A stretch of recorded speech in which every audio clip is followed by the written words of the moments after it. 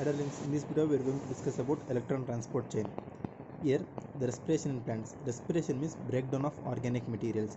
The organic material which is consumed by the plant should be broken down into the usable energy form, and this process is known as respiration. And respiration is of two types: aerobic and anaerobic.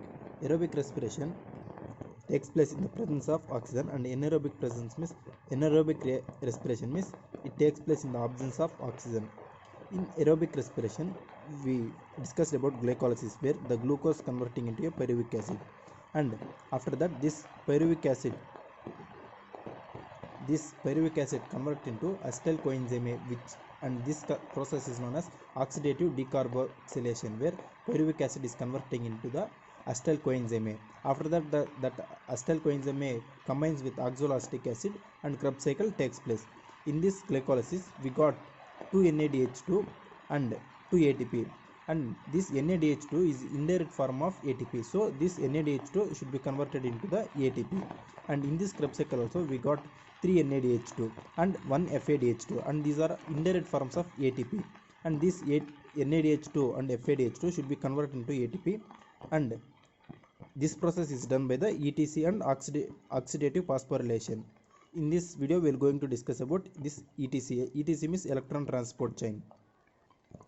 This ETC, electron transport chain, takes place in the inner membrane of the mitochondria. For example, see, think this is the mitochondria, and this is the membrane of mitochondria, and inside this is the matrix. See, this layer is the matrix. That means inside the mitochondria, and this layer is known as the mitochondrial layer. And see, inner layer means this layer next to this, inside to this layer, inside layer. So therefore inner mitochondrial layer, and outside layer is known as the intermembrane space.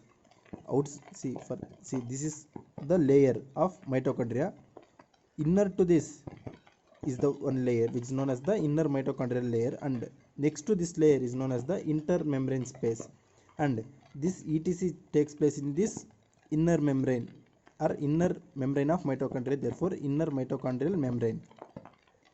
The Krebs cycle takes place in the mitochondria, therefore inside the matrix of the mitochondria, and in this place, and here the NADH2 is produced.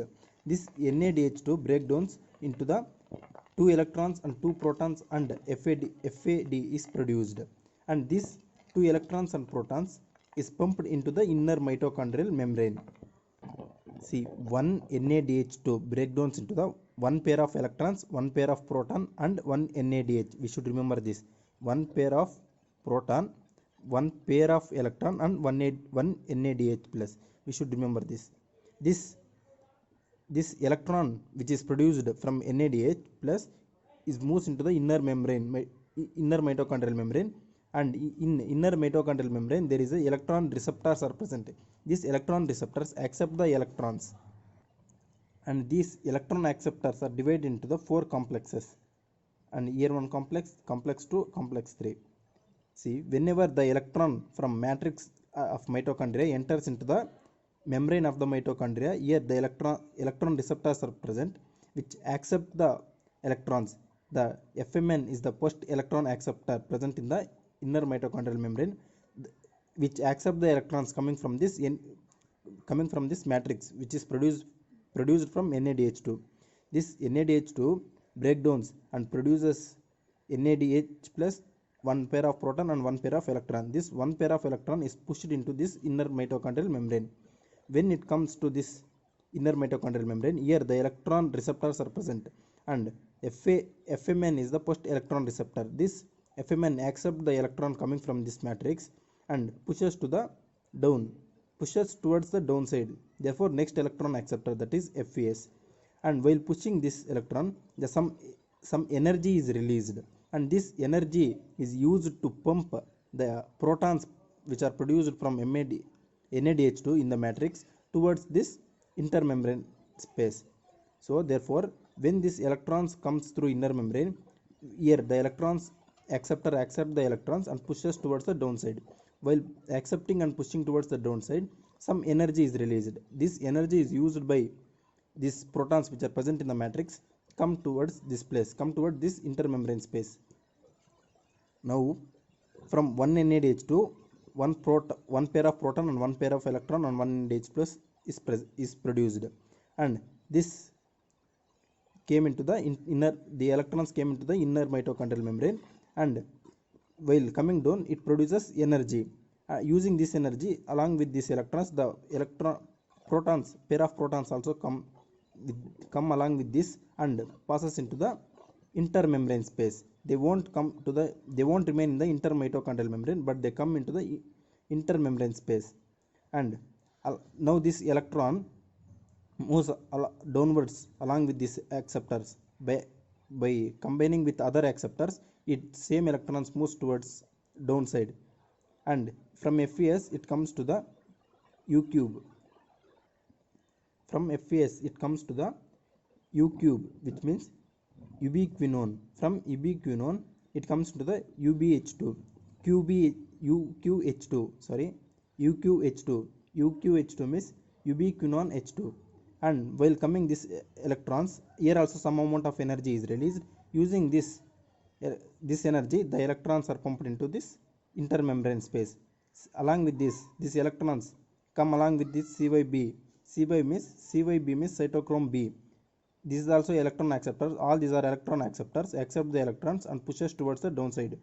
Now these electrons from matrix comes towards same, following these electron acceptors, comes towards the downside. Finally, see here also, here one pair of proton is came into the intermembrane space, and again from FES it comes to the U cube, and next it comes to the U cube H2, and here also while coming it produces energy, and using this energy one pair of proton came into the intermembrane space. See, in complex 1, one pair of proton came, and in complex 2 one pair of complex, because to understand where the protons are coming, we divided this into the complexes. And in complex 1 one pair of proton came, and complex 2 one pair of proton, and in complex 3 one pair of proton comes out. Finally, by accepting all these acceptors, this electron comes into the CYTC, which means cytochrome C and cytochrome TAC and A3, and it is the final acceptor in intermembrane of mitochondria. After reaching CYTAT A3, these electrons goes back into the matrix of mitochondria. The electrons from NADH2 came into the inner mitochondrial membrane, and along by passing all the electron acceptors, it again reaches into the matrix of mitochondria. Here it combines with one molecule of oxygen. We return O2, so half molecule of O2. Therefore, one molecule of oxygen, and along with this, a pair of protons are also present in this matrix. By combining with oxygen, this electron again combines with proton. So finally, a molecule of water is produced. In this ATP chain, in this ETC chain, no ATP is produced. Only the NADH2, which is produced from Krebs cycle and glycolysis. From glycolysis, it changes into the pyruvic acid. From pyruvic acid, glycolysis, Krebs cycle takes place. So after NADH2 producing from Krebs cycle, this NADH2, which is Krebs cycle takes place in the mitochondria. So NADH2 is produced in mitochondria from the inside mitochondria. Therefore, matrix of mitochondria. From this NADH2 breakdowns into the two pairs of from one NADH2, one pair of proton, one pair of electron, and one NADH is produced.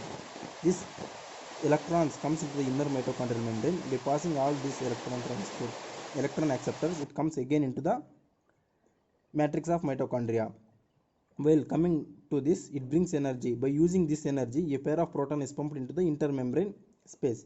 Finally, this pair of electrons which came from matrix of mitochondria finally comes with, by reaching all these electron acceptors in the inner mitochondrial membrane, again comes into the matrix of mitochondria. Here it mixes with a pair of proton and a molecule of oxygen and changes into the water.